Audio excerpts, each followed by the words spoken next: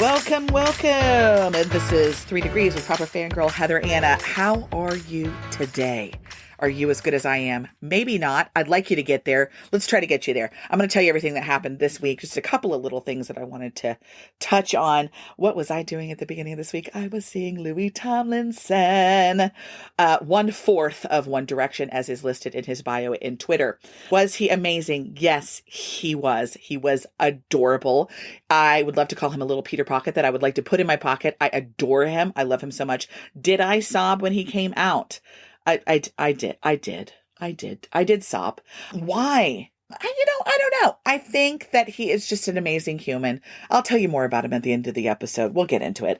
But we did have a few problems. We did have a few problems in Atlanta with people not hydrating and getting a little dizzy and the fainting. And he had to stop the show not once, not twice, but 3 times.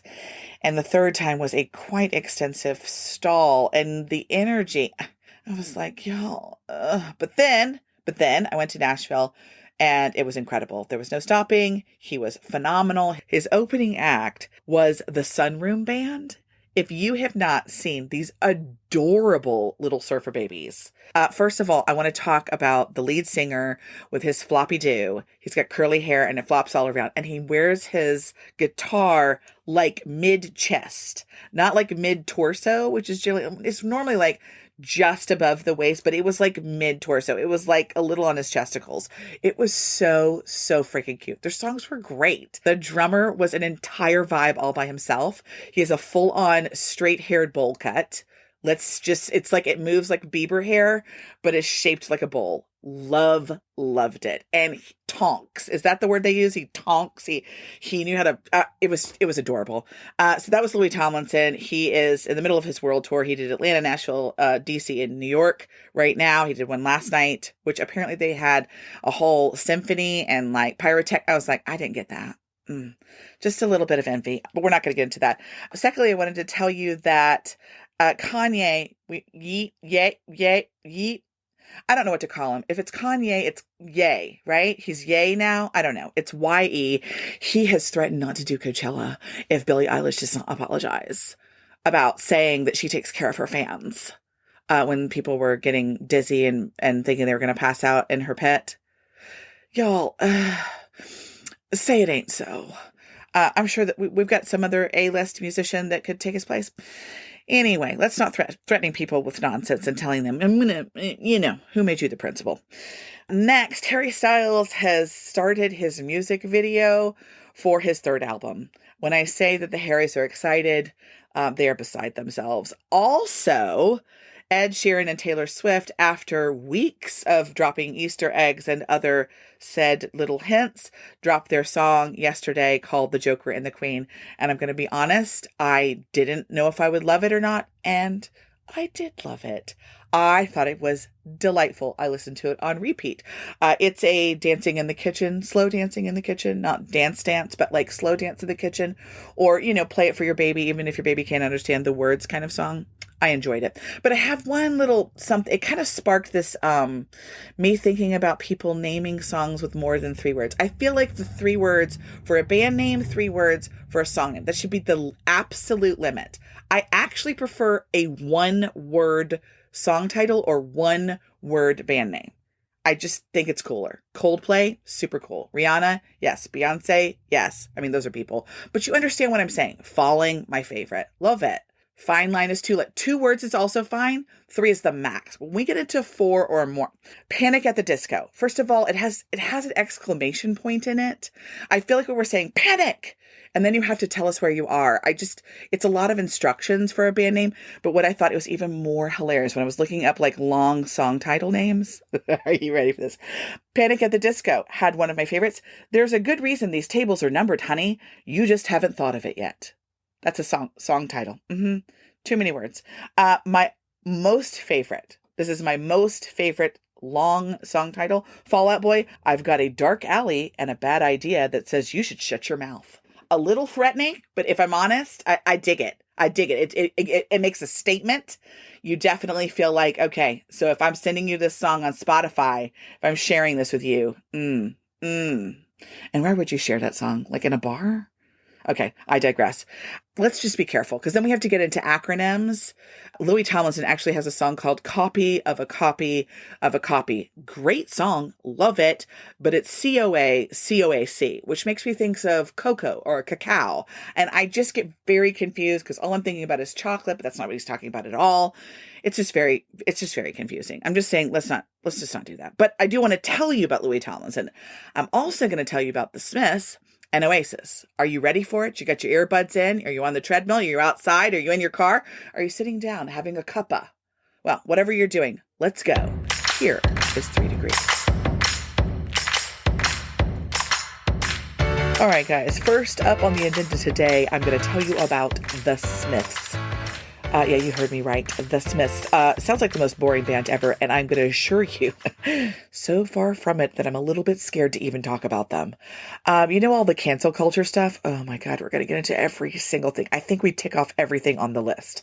If there is a list. I'm sure there's a list. I mean, it's an ongoing list, but there's a list. Okay, let's go back just before you get all upset. And if you are of the sensitive type, I don't know. Turn your ears down. I don't know what you're going to do. This band, the Smiths, was formed in about 82. Okay. So this was an 80s band, and the main characters are going to be Stephen Patrick Morrissey, who we call Morrissey, and Johnny Marr, the guitarist. Okay. So the lead singer is Morrissey and Johnny Marr is the guitarist. And you go, Heather, I don't know that I've ever even heard about the Smiths. And yeah, I know, but you might have heard their songs. If you ever watched The Wedding Singer, we've got How Soon Is Now in The Wedding Singer. And then in Pretty in Pink, they sing their song, Please, Please Let Me Get What I Want. An anthem for a teenager if I've ever heard one. So how did they come together as a band? Well, so Johnny Marr knew about Morrissey. Morrissey has some kind of reputation. Johnny Marr's the guitarist. And he wants to reach out to Morrissey and say, let's be in a band. So what does he do? In proper stalker form, he gets his address from somebody. Does he get his phone number too and ring him up and say, hey, buddy, how you doing? I'm Johnny Marr. No. Drives straight to his house. Doesn't announce himself, knocks on the door and says, hi, I'm Johnny Marr. I know you're Morrissey. I'd like you to be in a band with me. I love this so much that I couldn't hardly stand it when I first heard it. And it worked. I mean, I don't know what kind of person Morrissey was at that time, but obviously he was like, yeah, I feel like you understand me. This is great. So they start writing songs together. So this is how it would go. Johnny Marr, as a guitarist, would do an entire instrumental track, bring it to Morrissey, and then Morrissey would write the melody and the lyrics to go along with the track. Now, sometimes you have an idea in your mind. If I wrote a piano instrumental, I'd be like, okay, this is the part where you do the verse, and this is the part where you do a little bridge, and here's where the chorus comes in. And not once ever do I think it ever worked out that way for Johnny Marr. Every time it was like, okay, so he'd be sitting there and listening and be like, okay, great intro. Okay, this is where the verse is going to begin. Didn't start. Okay, maybe here. Maybe here. So Johnny Marr talks about the fact that he had to kind of adjust his expectations, like leave them outside, in fact, because Morrissey is going to do a completely different thing than what you can imagine. But they liked it and they worked well together, and angsty instrumentals went with angsty lyrics. There were songs about being lonely or feeling left out or stuff from the past, or there's one song where it's like some girls are bigger than others and some girls' mothers are, I mean, there's so many different things in here. It's very educational, and I can't help but snigger a little bit when I listen to some of it. But I like it. But, there's also some politics. Oh, God, we got to get into politics. I don't love that. Let's just talk about how Morrissey felt. What was his motivation? He felt like he had a job. He didn't want to just write music from a male point of view, even though he did consider himself male. He felt like he could also write songs with a female point of view. I mean, in fact, he called himself the fourth gender. I'll pause on that just for a second. This was in the 80s, so I don't know what that means. But that's how he identified himself on occasion. Now you have to realize this was some real forward thinking stuff at the time. Conversations like this weren't happening. He believed that he had a feminine side that he needed to represent. And you also saw it in his performances. He loved to wear what was maybe not super traditional for regular folk, I mean, but was fine for rock and roll stars. His shirt was unbuttoned down to his navel. He had multi-layered crystal necklaces on. He also did this other thing that I thought was really interesting. Sometimes you would see him on stage. There's actually a video where you can see it, where he has a bush in his back pocket. No, you didn't hear me wrong. No, I'm not talking about the bush front and center. I'm talking about he had a literal bush in his back pocket. He liked to be close to nature and having it near him. I know you're stuck. You want to go back to the bush. Okay. So a bush in the pocket, a tree branch in the pocket, a bouquet of flowers in his back right pocket was something that he did frequently. He also liked props when he was performing. So he was trying to represent someone that was deaf. So he wore a hearing aid once. Also would wear glasses even though he didn't need them. So he loved a good prop, loved a good swish and a sway, very kind of floaty in his performances. So I don't think he was wrong. And in that same vein, he's writing these lyrics that are speaking to people who are feeling lost and lonely and unseen and unheard. And that brings me to one of my favorite songs. Heaven knows I'm miserable now. Yeah, all you millennials. I saw your ears perk up. This is from their 1994 self-titled album, The Smiths. Okay, just stay with me for a second while I read you just a couple of the lyrics. This is my absolute favorite line of the entire song. I was looking for a job, and then I found a job. Heaven knows I'm miserable now. I mean, y'all, I can't. In my life, why do I give valuable time to people who don't care if I live or die?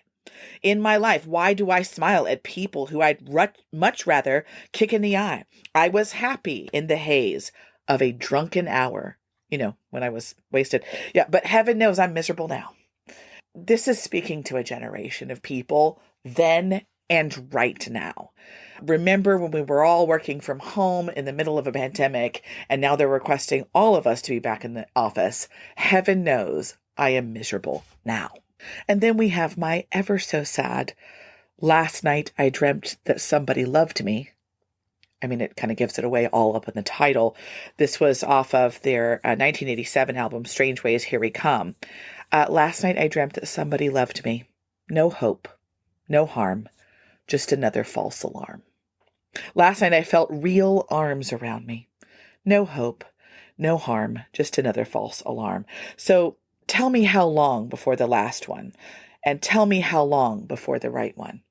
I mean, if this is not reading out of the diaries of everybody that's on Tinder and Bumble right now, like how long before I don't get ghosted? Like how many dates do I have to set up before they actually show up? I mean, this is relevant, folks.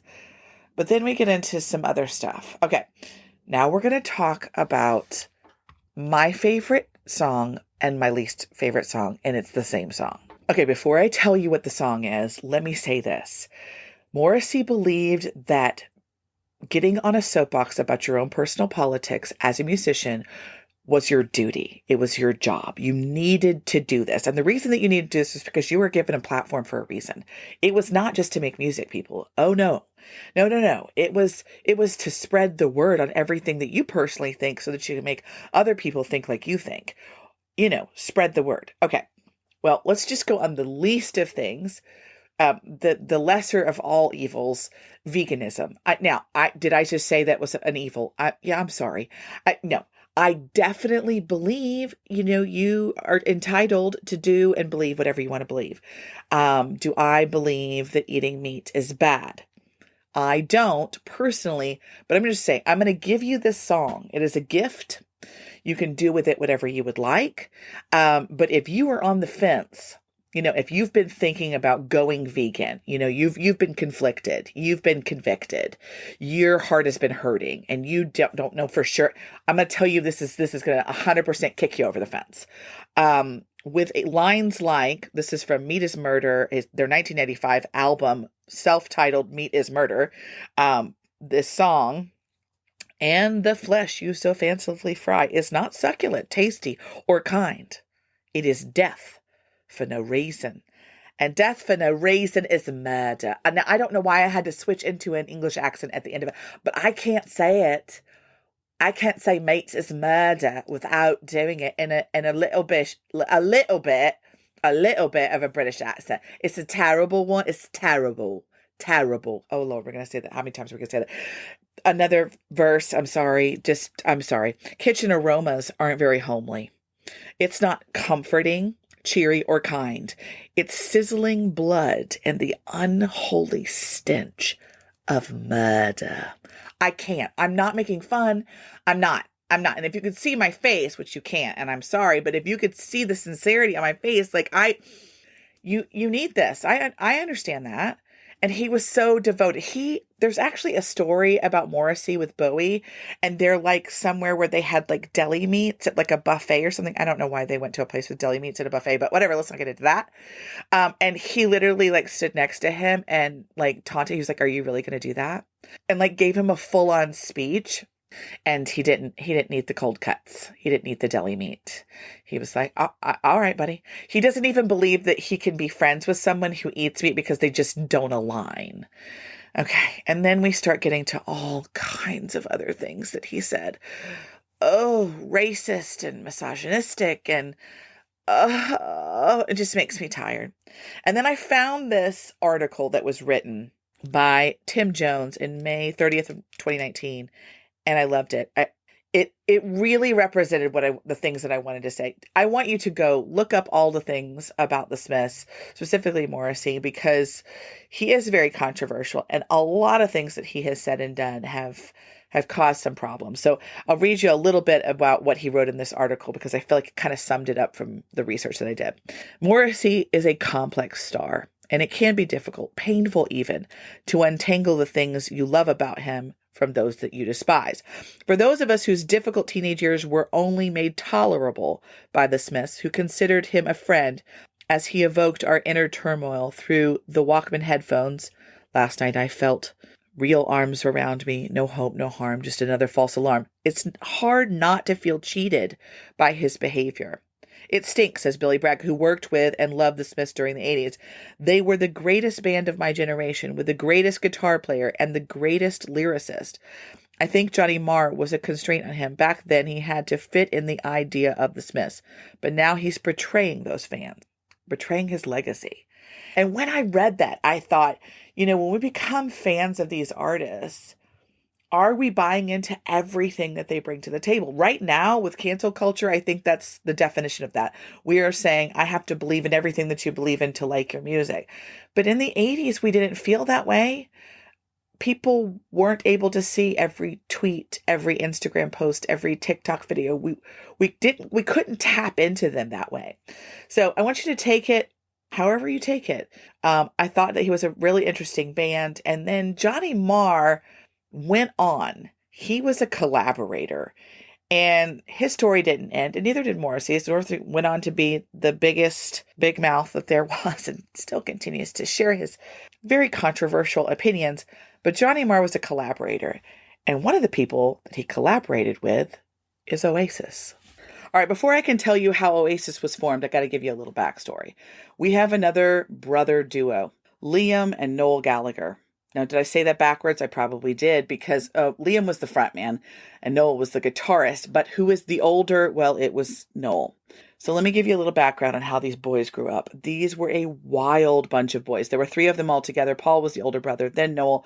And then 5 years later, Liam was born. Was there bitterness because Noel was the baby of the family and then now he's not the baby of the family? Well, you guessed it. Yeah, of course there was. There was some bitterness. And it was a troubled household. There was a lot of stuff going on. Dad was abusive, physically abusive to mom, also physically abusive to the older 2 boys.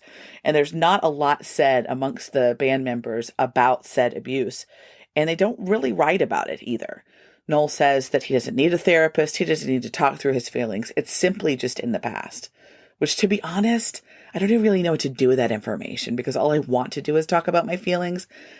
But didn't he talk about his feelings because he was the writer of the group? Okay, so let me tell you a little bit about how this happened. Noel gets interested in guitar and he starts writing music. And Liam seemingly had no interest. So Noel's older, and so he goes off on his own much earlier than Liam did. Liam eventually gets kicked out of school. And for whatever reason, Liam decides that he wants to be a rock and roll star. So he gets with a couple of people and he starts a band. Now, meanwhile, Noel's just running around helping other bands and writing music, but he hasn't started his own band. And Liam decides that if he tells Noel, hey, I've started a band, then he can get him to like help them because he's like the one that likes write music and stuff. And that didn't seem to be Liam's thing. So he had this whole like plan. So Noel comes back home and his mom says, oh, BT Dubs, did you know that Liam has started a band? And Noel's like, what are you talking about? I didn't think Liam liked music. He's like, oh yeah, he does. He loves music and he started a band. He's like, what are you even talking about? So he goes and checks out Liam's band and he's like, this is some bullshit. Like, how dare you start a band without me? And they're like, dude, we need a manager. Like, you could manage us. And he's like, yeah, I don't want to manage you at all. But I mean, I'll write some songs and I'll play the guitar. So that's how Oasis started. And they were very serious, very passionate, wild boys. Were they doing drugs and drinking alcohol all the time? Yes. As true rock stars do. I mean, it's the only way to do it. It's not the only way to do it. Oh, my Lord. It's not the only way to do it, y'all. I'm just shouting it from the rooftops. It's not the only way to do it. Okay. But they felt like it's the only way to do it. So they're making music. And for 2 years, just nothing. Nothing is happening. And they're going around and they're doing gigs. And they run into this girl band where they're performing. And they're like, oh, yeah, we're going to Glasgow this weekend and blah, blah, blah. And we know these people and da-da-da. And you should totally come. And they're like, you know what? If we put our money together, we can rent a van. We can drive to Glasgow. Apparently in the UK, it's hard to drive long distances. This is not a long distance. But anyway, so they decide to rent a van. And so they drive to Glasgow, and just by chance, some guy from Creation Records, his name was Alan McGee, was there and happened to see them perform. And like, were they on the list to perform? No, they were not. But the girls were like, look, we'll do a shorter set, let Oasis come on. And so they sang a few songs. So the guy from Creation Records sees them and he's like, yeah, they're cool. I like this. And they signed them to a record deal, just like that. Now, if you hear it from other people, it sounds like that just happened right away. But it was 2 years of hardcore passion writing songs. And then they was like, okay, now we've got to get serious. Let's start really making some music. The first album, they mixed it, I want to say 2 or 3 times. Now, if you don't know what mixing is, this is what makes it sound right. The levels of the instruments, according to the vocals, all the things mixed together, right? And sounding just quite right. Well, when they would mix it, it was like, yeah, that doesn't sound like the band at all. I've heard the band live. That doesn't sound like them at all. Can you make that better? And so they tried again with somebody else, another engineer, not working. So they try it again with another engine. No, still not working until they finally get the right person and they're able to mix it and make it sound right. They sound live. And they put out their first album called Definitely Maybe. The first album sells 15 million copies worldwide. Needless to say, they're surprised. They were hoping to buy like a new TV and some new clothes. It's really all Liam wanted, but they were young also. And they didn't know how to behave. Well, they just didn't behave. And when I'm saying that these were wild young boys, they were throwing everything out of the windows of the hotels. Like they got banned from hotels. So they were a little troublesome. And everybody was kind of afraid of them because they were also pretty arrogant. They would go around telling everyone that they were the best band in the world. Now, Noel will tell you we're not arrogant. We just believe we are the best band in the world. Were they the best band? Well, I'm going to let you decide that on your own. But here's what I know for sure. People were resonating with their music. The lyrics, the sound, and the way that they performed. Now, Noel Gallagher is really known for his songwriting skills. He was an outstanding lyricist. He is an outstanding lyricist. This is not past tense. But I loved Liam's style. Now, very rarely will you hear them compliment one another. But what Noel has said about Liam is, though I am the songwriter and I am the lyricist, Liam is the best frontman in the world. His hair is super cool. He looks great in a parka. He has a great walk. I mean, these are things that a brother saying about another brother, and they are known for their discord. They are known for their fighting. But he understood his presence. And when you watch him, Liam is standing in front of a mic. The mic doesn't really move a lot. It's facing downward towards him. He's kind of scooped his body underneath the microphone and sings with this guttural, haunting, moaning sound of kind of voice that just transports you into the song. I don't know how else to explain it other than that. He's flicking off fans. He's blowing kisses at them. but he's a presence that's very stoic, not super still. It doesn't seem stale. It's just, I mean, even when he walks on the stage, he's a huge presence, which, to be honest, I see in Louis Tomlinson, but we'll talk about him in a minute. But the differences between the two boys, Liam and Noel, it was a constant problem. I mean, physical altercations. They've destroyed entire studio rooms. It was really a problem. They also had a habit of saying whatever they wanted to say to the press. There's a particular instance where Noel is talking to a reporter and telling him, you know, not only do I do drugs, you do drugs. Everybody does drugs. The politicians do drugs. And it was like, oh, it's the same as having a cuppa. Having a cup of tea. Yeah, not so much. No, not everybody. Not everybody's doing the drugs. Yeah. So that got put in the paper. That was quite the thing. And then they had some other problems with just keeping Liam on the stage. He'd just get about halfway through and just be like, yeah, I can't anymore. Probably had something to do with the drugs. One of the gigs that they did at Whiskey A Go-Go in LA in 1994, it went so horribly. They had gotten introduced to meth on accident, I think. They thought they were snorting cocaine, and in fact, they were snorting methamphetamines. And methamphetamines will keep you awake not for a few hours, but for days.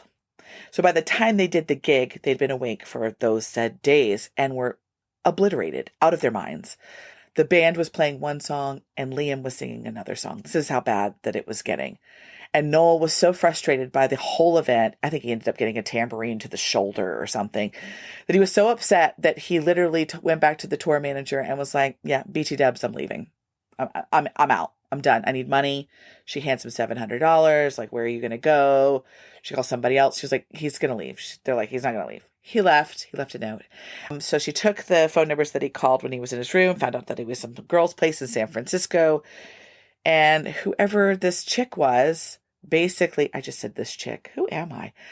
Whoever this girl was, basically was like, what are you going to do? Like, you're not going to be in Oasis anymore. You're not going to be in the band anymore. Like, what will your life be? And he's like, yeah, I don't know. But they found him and he came back. And this was kind of a turning point for them in the band. Like, even though a lot of things were really volatile between him and Liam, it was like, I do want to be here and I want to be part of this band. So they continued on. One of my favorite quotes, which is a really terrible quote, if I'm going to be honest, but I still kind of love it. Somebody asked Niall, he said, you're asking me if I'm happy. And he says, I've got 87 million pounds in the bank. I've got a Rolls Royce, 3 stalkers. I'm about to go on board at Manchester City. I'm part of the greatest band in the world. Am I happy with that? No, I'm not. I want more. I mean, he shouts it. I want more. I want more. Oh, Lord have mercy. And what happens? They get more. They go to Nebworth on August 10th in 1996 to 250,000 fans. I want to put that in perspective. I want to tell you that Wembley Stadium holds 90,000 fans. They did 2 nights. I'm just going to let that soak in. 250,000 fans. When they would receive awards and they were asked about what's your favorite award, they would say only the awards that were results of the fans. That's all that matters to us. They would say, we're the greatest band in the world and y'all are the greatest fans in the world. They love their fans. One of the things that I really loved that Noel said is that they weren't the best, but they made people feel something. And people will always remember what you make them feel. And I love that. These boys struggled. They had a hard time growing up. In fact, they got their dad involved at some point, had him show up at like a hotel lobby where Liam and Niall both were. And even though Liam was not physically abused by his father, he was pretty pissed off at him and what he did to his brothers and to his mom. His mom left eventually after years of the abuse, and she says that she left him with a knife, a spoon, and a fork. And even that was probably too much. So it was a pretty severe situation that they were in. And there was some resentment that hadn't been dealt with. But even though the boys struggled so much with each other on a day-to-day basis, as boys do often, as brothers do often, Noel talked Liam down from getting involved in that situation. He protected him from it. So Oasis may have a lot of controversy, but I'm going to tell you, if you go back over their discography, you're going to be shocked. Okay, now I may have not told you this in the beginning, but Johnny Marr from the Smiths gave Noel a guitar after he signed a contract with Creation Records with Alan McGee. And then it came full circle on October 10th in 2001. Upon Oasis's return to Manchester, Johnny Marr performed with them at the Apollo Theatre. I mean, you've got to love that. And not too far away, in a town called Doncaster in South Yorkshire, there was a young boy playing football, listening to music, thinking, man, this band Oasis is pretty freaking cool. And that little boy was Louis Tomlinson. All right, let's talk about our last artist, which is Louis Tomlinson. I'm going to say straight off the bat, there's going to be something super different about Louis. Although you can listen to his music and hear the influences from Oasis and the Smiths, there's a level of arrogance that is just absolutely missing in Louis Tomlinson. There is confidence, there is kindness, there is self-assurance, but there is no arrogance with Louis Tomlinson. And I would say that's the biggest difference. But you will listen to his music and you'll think, I hear the influence. So let me tell you a little bit where he comes from.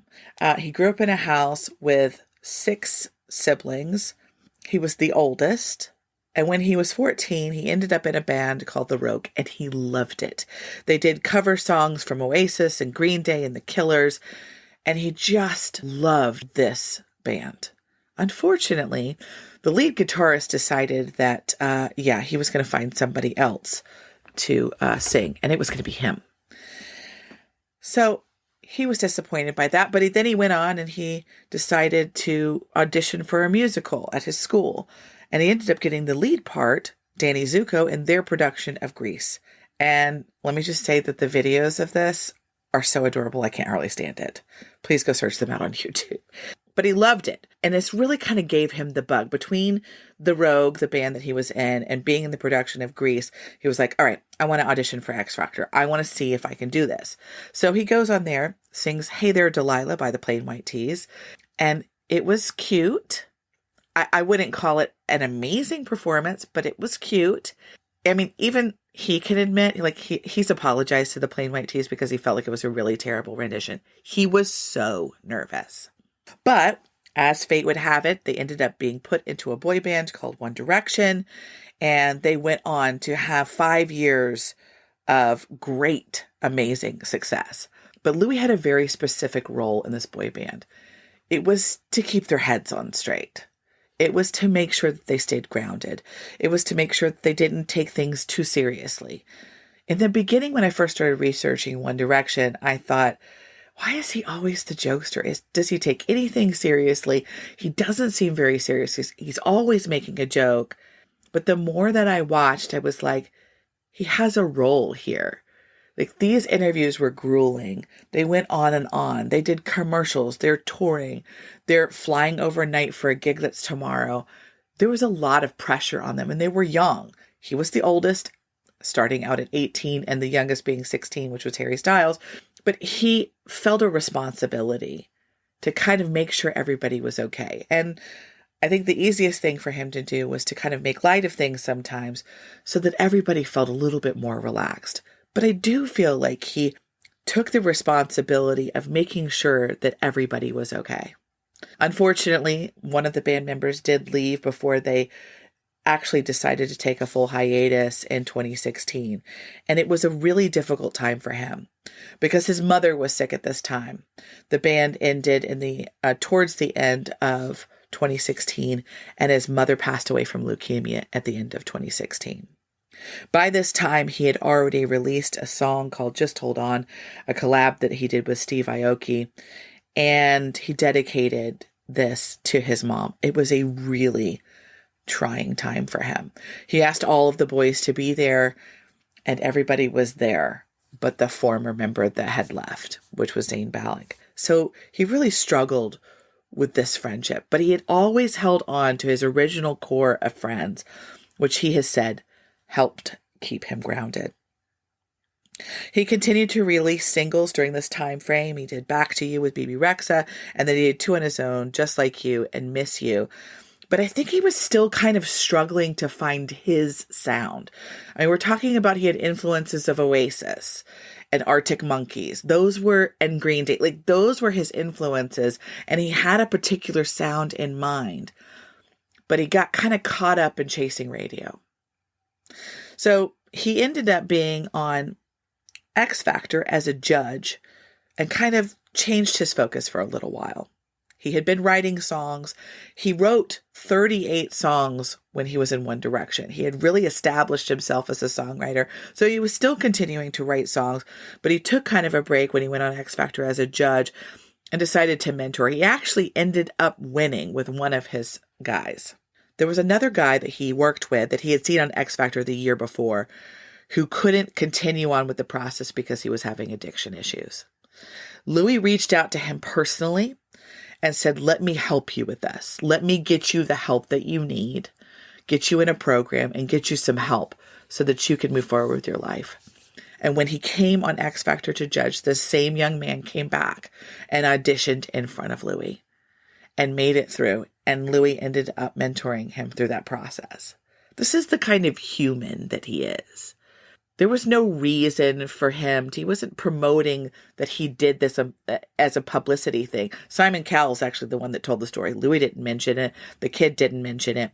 But this is just the kind of human that he is. He was very much involved in various charities.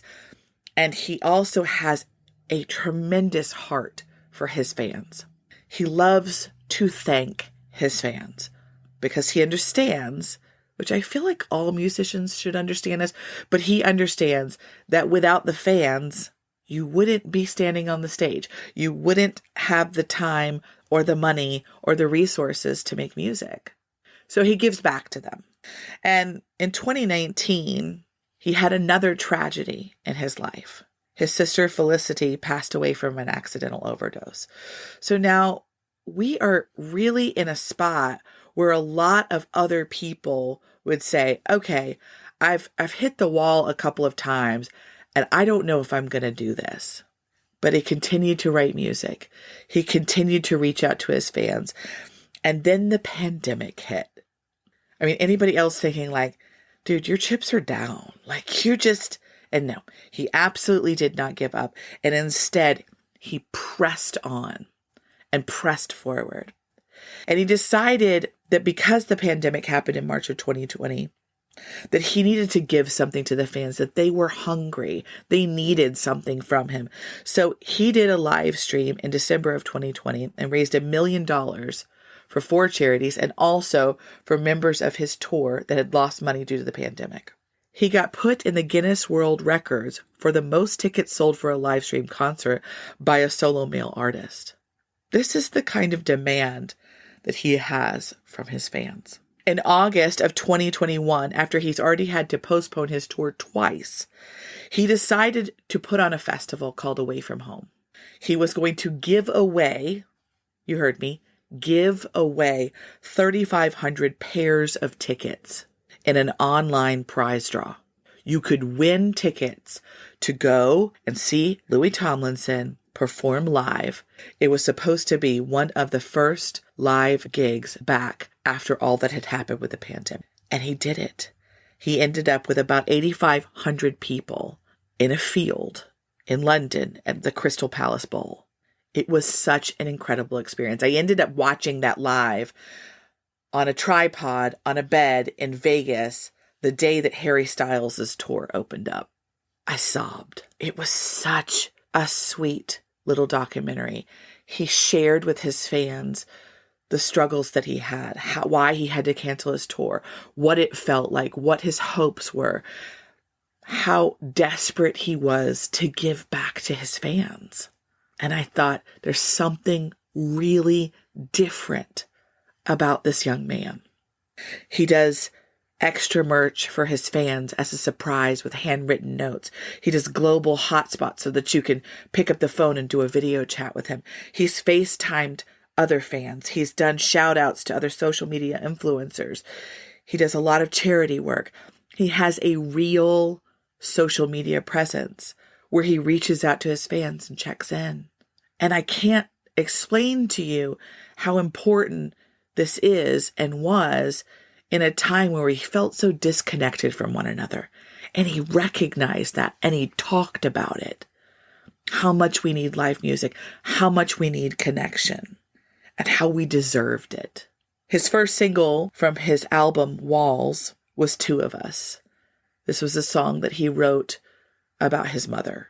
If you want to be absolutely wrecked, please take a listen to Two of Us. It's about his mom. But it was his song Kill My Mind that was released in September 2019 where his fans went, this is it. This is the sound. This is your home. It has a Brit pop sound.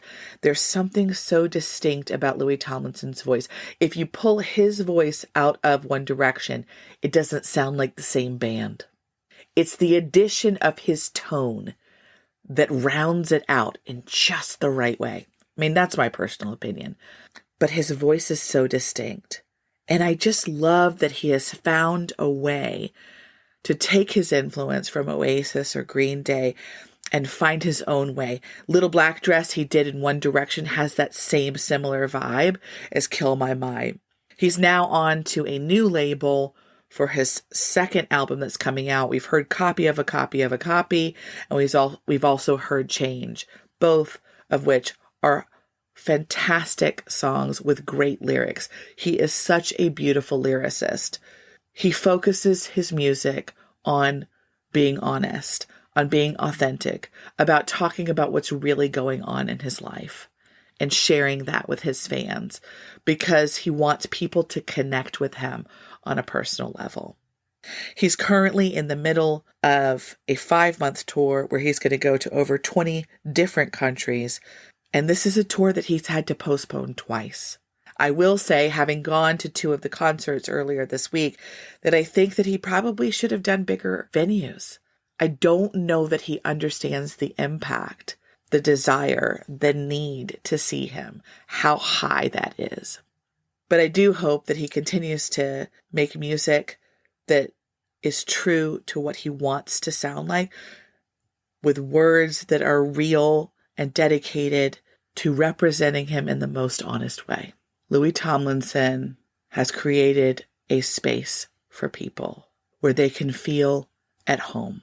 My favorite song of Louis is Only the Brave. And in fact, he made a comment about the song, and you can go look up the lyrics. They're so beautiful and lovely. But he said, love is only for the brave. And when I heard that, I thought, I have to have that reminder on me at all times. And I have it tattooed to my wrist to remind me that I have to be brave to experience love. I hope that you take the words of his songs to hold on, to not let go, to understand your value, to be brave, and use them in your everyday life. Because I feel like Louis Tomlinson has something really special to bring to the music industry.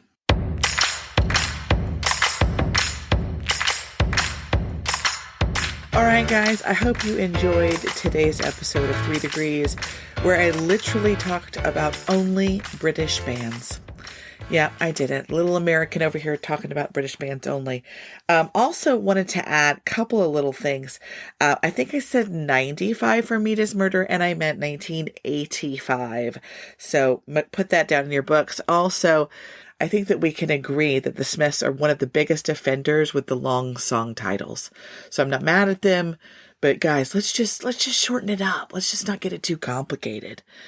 And let me give you a real definition of mixing. Audio mixing is a process of blending individual things in a recording to come up with as good as a possible version of the song, which is why it was important for Oasis to be able to get a mix of the song that sounded as live as possible without being live.